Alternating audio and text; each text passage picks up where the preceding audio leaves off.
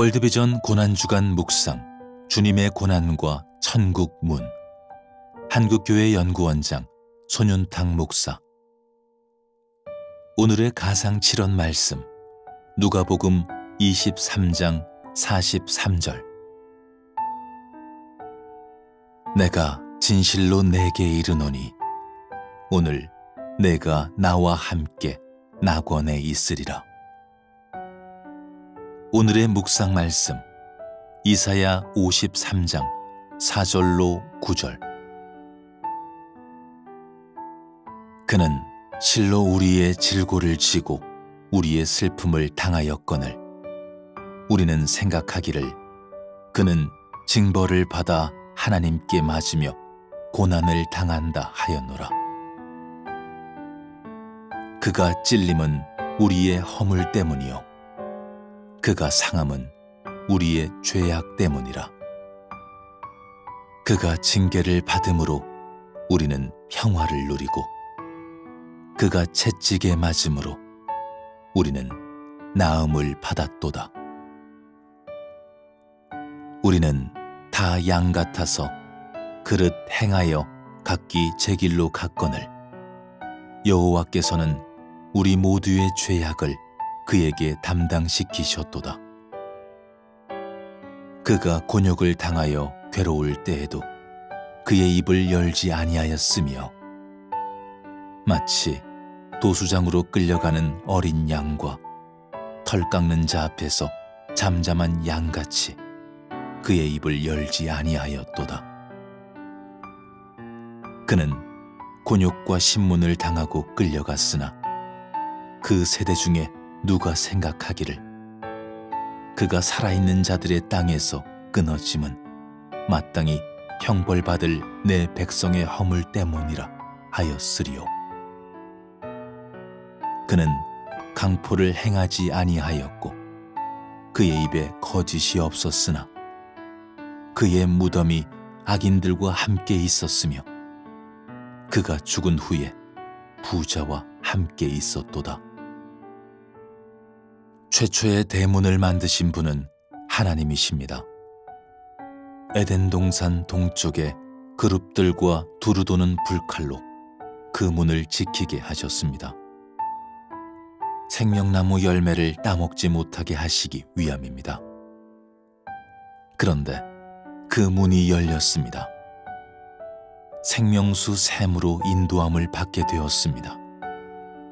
듣는 자도 목마른 자도 원하는 자도 오라고 하십니다. 모든 사람이 죄를 범하였음에 하나님의 영광에 이르지 못하게 되었습니다. 그런데 예수 그리스도께서 십자가를 통하여 이 길을 여셨습니다. 모든 그리스도인은 이 길을 통하여 낙원에 들어갈 자격을 얻습니다. 이 문을 여시기 위하여 예수님께서 너무나 값비싼 대가를 치르셨다는 것을 믿고 거듭난 사람만이 낙원에 들어갈 수 있습니다. 우리의 죄를 위하여 십자가를 지신 그 고난의 현장에서도 예수여, 당신의 나라에 임하실 때에 나를 기억하소서라고 부르짖으시는 한편 강도에게 친히 말씀하셨습니다. 오늘 내가 나와 함께 낙원에 있으리라. 이 말씀은 주의 이름을 부르는 모든 자들을 향하신 약속입니다. 천국의 문은 열렸으나 아무나 들어갈 수 있는 길은 아닙니다. 오직 천국에 이르는 길은 한 길뿐입니다. 예수 그리스도만이 유일한 길입니다. 완전한 하나님 나라는 아직 오지 않았습니다. 그러나 이미 그 길은 열려 있습니다. 지금 여기에서 하나님의 나라를 이루어야 합니다. 언약의 백성들, 예수 그리스도 안에 있는 자들은 천국의 시민입니다. 하늘나라 백성으로서의 의무와 책임이 있음을 기억합시다. 하나님의 영광을 위하여 하나님의 뜻을 이루는 삶을 살아야 합니다. 구체적인 삶의 실천을 위한 오늘의 다짐. 사도 바울은 예수 그리스도 안에서의 시민 헌장을 발표하였습니다. 항상 기뻐하라. 쉬지 말고 기도하라. 범사에 감사하라. 이것이 바로 우리를 향하신 하나님의 뜻이라고 선포합니다. 그 백성으로서 하나님의 나라에 대한 구체적인 의미를 확인합시다. 그래서 늘 기뻐하고 기도하며 감사하는 삶을 살자고 다짐합시다. 하나님의 나라는 먹는 것과 마시는 것이 아니요 오직 성령 안에 있는 의와 평강과 희락이라. 이로써 그리스도를 섬기는 자는 하나님을 기쁘시게 하며 사람에게도 칭찬을 받느니라.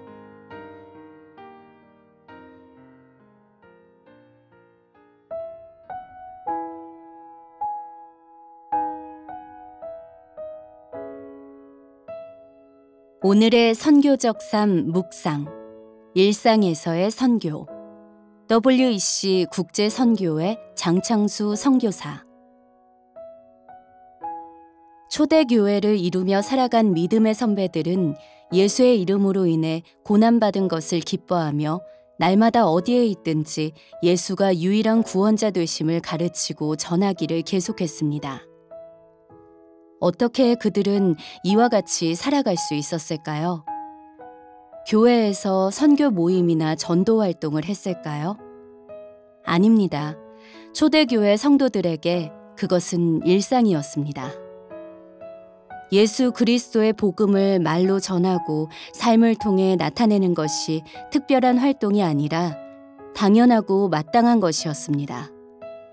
초대교회 성도들은 복음을 통해 자신들이 누구이며 무엇을 위해 살아가는지 알았습니다. 복음은 어떻게 살아야 할지 장황하게 설명하지 않습니다. 복음은 우리가 누구인지 확실히 깨닫게 합니다. 그렇게 품은 정체성으로 세상을 살아가는 것이 그리스도인들입니다. 우리는 일상선교를 바르게 이해해야 합니다. 일상선교는 사전상의 선교와는 의미가 다릅니다. 일상도 선교도 시대마다 환경마다 변해서 오늘 우리에게 일상선교가 어떤 의미인지 살펴볼 필요가 있습니다. 19세기를 산 그리스도인이 마주한 일상과 선교 환경은 21세기를 사는 우리와 많이 달랐습니다. 19세기부터 20세기 초까지는 선교의 황금기였습니다. 곳곳에서 일어난 영적 부흥을 통해 서구를 중심으로 땅끝까지 복음을 전하기 위한 위대한 선교사들이 곳곳에서 활약했습니다. 1910년 첫 세계 선교사 대회가 에든버러에서 열렸을 때 모두 곧 예수가 다시 오실 것을 기대했습니다. 이 시기 선교는 기약도 보장도 없는 미지의 세계로 떠나는 영웅들의 결단이자 지리적 이동이었습니다. 이 시대 누군가 일상 선교를 말했다면 그 의미를 가느냐 가지 않느냐의 관점에서 이해했을 것입니다. 일상 선교는 가지 않고 머무는 선교이고 이것은 결단하지 않고 헌신하지 않는 모습으로 비춰졌을 것입니다. 20세기 초를 지나며 세계 기독교는 깊은 고민에 빠졌습니다.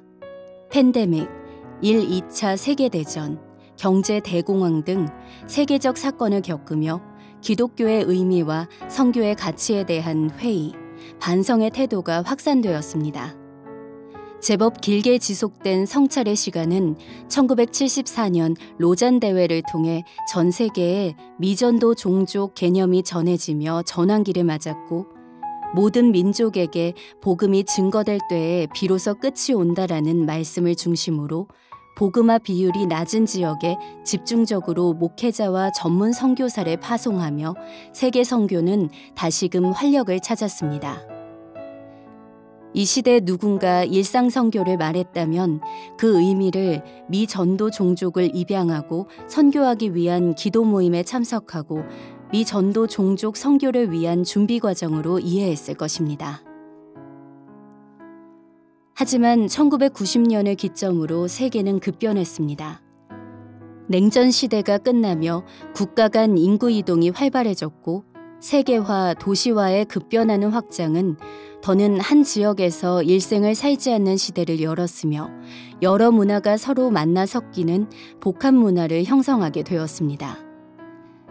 선교는 특정한 출발지도 도착지도 따로 없는 전후방 구분이 사라진 시대를 맞이하게 된 것입니다. 이제 일상 선교는 더 이상 가느냐 가지 않느냐, 미 전도 종족과 관련이 있느냐 없느냐가 아닌 올바른 정체성의 인식 아래 나의 삶 일부를 드릴 것인가 전부를 드릴 것인가의 문제가 되었습니다. 우리는 여기서 사도 바울을 잠시 생각해 봅니다. 기독교 역사에서 사도 바울의 위대함은 반문할 여지가 없습니다. 하지만 그 위대함도 결국 바울이 하루하루 살아간 일상의 열매였습니다.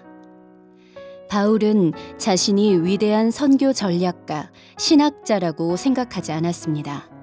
다만 예수를 만나고 끝까지 사랑한 성령의 사람이었고 믿고 순종하는 사람이었습니다. 끝도 결과도 보이지 않는 길을 걸었지만 오늘을 순종하며 살고 내일을 믿음으로 맞이했을 때 그가 적은 글은 성경이 되고 그가 걸어간 길은 사도행전이 되었습니다. 우리는 하나님의 선교를 아이들에게 세계관으로 가르치고 청년들에게 직업관으로 가르치고 장년들에게 신앙관으로 가르쳐야 합니다. 선교는 특별한 언어가 아니라 하나님 백성의 일상 언어가 되어야 합니다. 예수 그리스도의 증인의 삶은 언젠가 그곳에서 시작하는 것이 아니라 오늘 이곳에서 시작하는 것입니다. 함께 생각하며 묵상하며 1. 초대교회는 교회 역사에서 가장 빠르게 성장하고 가장 강한 영향력을 지닌 공동체였습니다. 그 이유를 한 가지 꼽는다면 그것은 그들의 일상이었습니다. 복음이 터가 된 일상은 신뢰를 낳았고 신뢰는 중요한 순간에 권위가 되었습니다. 일상 선교를 위해 내게 필요한 것은 무엇입니까? 2. 우리가 살아가는 21세기는 선교의 전후방이 따로 없는 시대로 우리는 하나님의 백성으로 늘 깨어 복음의 증인으로 살아가야 합니다. 지금 당신의 선교지는 어디입니까?